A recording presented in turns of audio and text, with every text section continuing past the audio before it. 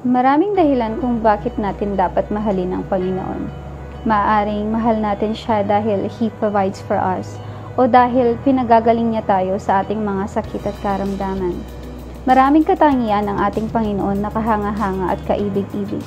Una, we are created by God according to His image and likeness. Nilikha ng Diyos ang buong mundo, langit, lupa, bituin, araw, mga halaman at lahat ng uri ng hayop. But one of His special creation is you and me. Man is the only being in the creation that is able to think, feel, understand, love, and take responsibility. God made us in His own image, and it's a great honor and privilege. Pangalawa, God loves us deeply that He knows everything about us. Psalm 44:21.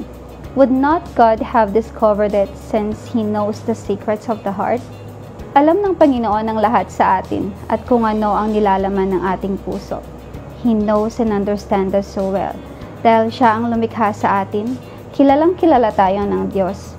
Walang bagay ang maitatago sa Kanya. He knows us in and out. Pangatlo, God did not spare His only Son to save us.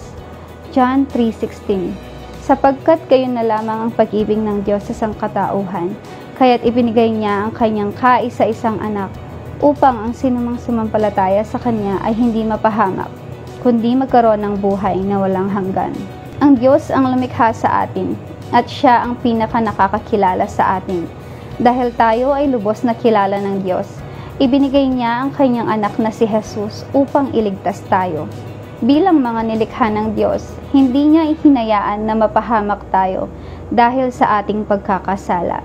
Sa sobrang pag-ibig ng Diyos sa atin, hindi Niya ipinagkait si Jesus.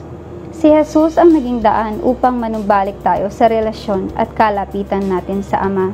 Romans 8:32. Kung ang sarili niyang anak ay hindi Niya ipinagkait, sa halip ay ibinigay para sa ating lahat, hindi kaya Niya ibibigay ng masagana sa atin ang lahat ng bagay? Ang mga bagay na ito ay sapat na upang ating ipigin ang ating Diyos. Tayo ay inibig Niya bago pa tayo magsisi, noong tayo ay makasalanan pa. We love because He first loved us. 1 John 4:19. Romans 8:33-39. For I am sure that neither death nor life, nor angels nor rulers, nor things present nor things to come, nor powers, nor height, nor depth, nor anything else in all creation will be able to separate us from the love of God in Christ Jesus our Lord. Ang Diyos ay napakadakila, sapagkat walang bagay ang makapaghihiwalay sa atin sa Kanyang pag-ibig.